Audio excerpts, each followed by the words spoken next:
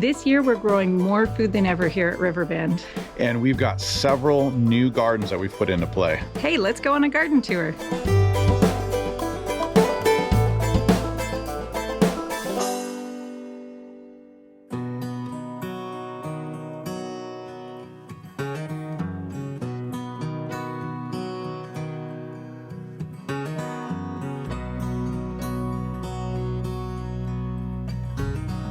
Good morning, sunshine.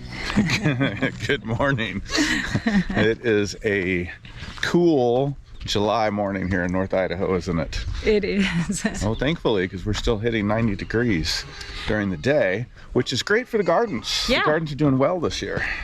So we are off to show you guys the different gardens. This year we're growing more food than ever. We always try to up our production, food production year after year. Yeah, we've got a growing family, Yeah. and our needs every year are still increasing at this point in life. But this year we've taken a huge leap forward and we've added 2 entirely new garden spaces, and I'm really excited to show them to you.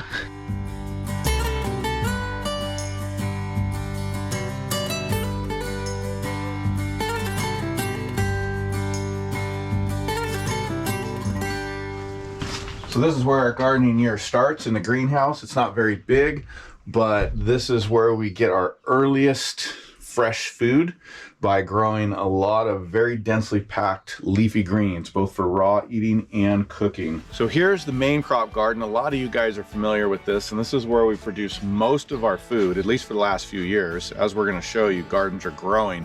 But right now, let's just go in and take a look and see what's going on in here this year. Good morning, Justin. Good morning. What'd you get? I got cucumbers and I forgot to bring the basket up, so my shirt's all wet.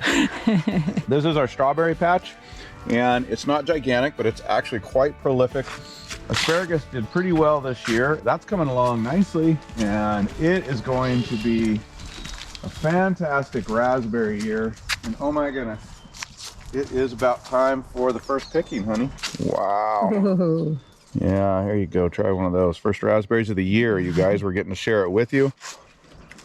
Oh. Yeah, no, seriously, we got to do our first picking. It gets busy around here and it's hard to keep up with everything watching. And I didn't even realize these were quite this ready, but I think within a couple days, at least in this row here, we're going to be ready. One of the things that I'm really excited about this year is that we are growing a lot more brassicas up here in the main crop. And that's been a challenge for us because of the flea beetles. And but they're doing really, really good this year and dealing with the heat okay. That's the biggest challenge. But it looks like we're going to have a lot of cabbage, and we're already getting in a lot of fresh eating broccoli. I don't know how much we're going to get to preserve with this heat, but at least we've got some coming in. We've got onions. We just harvested the garlic. It was a very good garlic year. Very excited about that. Potatoes are doing great. And one of the things I forgot to mention is we're doing more of everything this year. We've got more brassicas. We've got more onions. Our soil is improving, so not only are we putting more rows to specific crops, we're able to plant a lot more densely as we've built the soil up over the years. So there is a lot of potatoes in these 2 rows, and I think they're going to do very, very well. One of the things that's really helping us out this year is this sprinkler system, and this is a micro sprinkler system right here. It has very good coverage. It's very easy both to give deep watering and yet light enough to start seeds. Like the bed where the garlic was, we're going to plant a cover crop, and so we need a watering system that can both handle that and be gentle on the seeds, yet get everything watered here. So really love this micro system.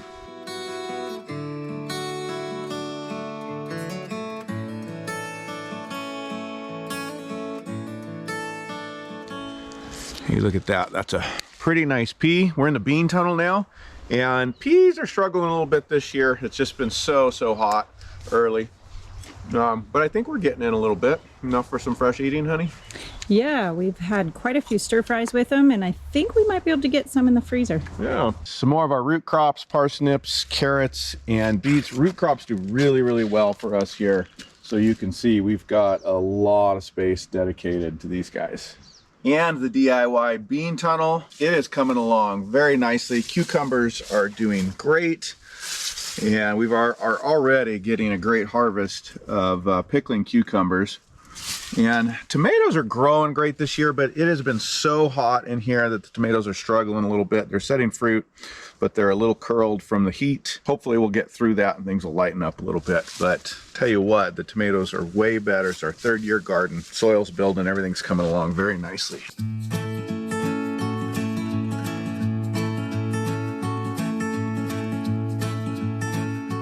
So this main crop garden is where we've grown most of our food over the last several years, but did you notice there's some main crops missing? That's right, we've got a new space. It's a 1st year garden and it's doing really, really well. Let's go check it out.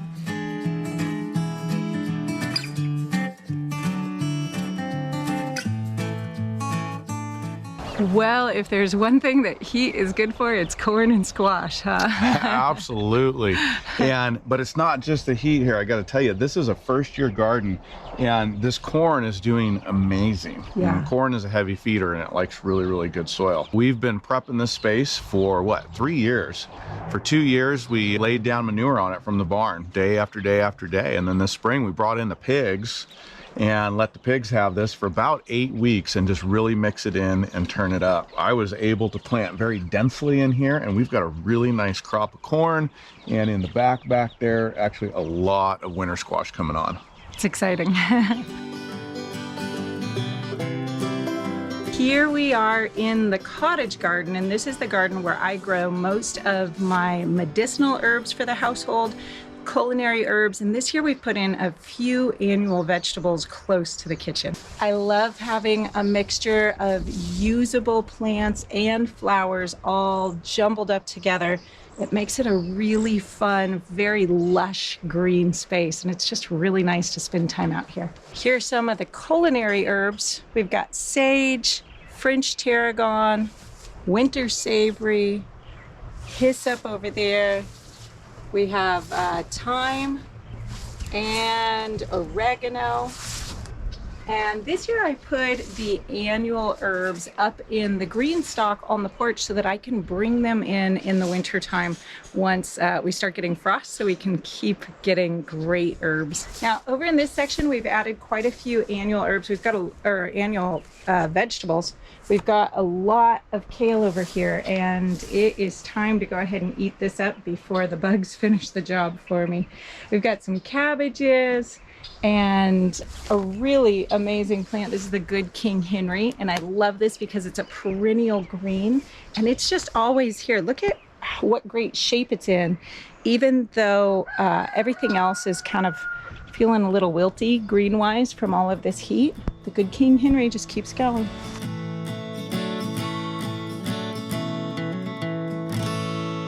Hey, the new terraces. Yeah, this is an exciting space because it's a brand new garden.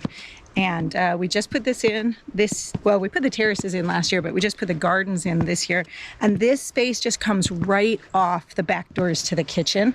And so this is really, truly a kitchen garden right here. We've kind of reserved the beds here in the terrace garden for the fresh eating sort of vegetables that we want for the kitchen. So we can just run outside the door and grab some veggies for dinner.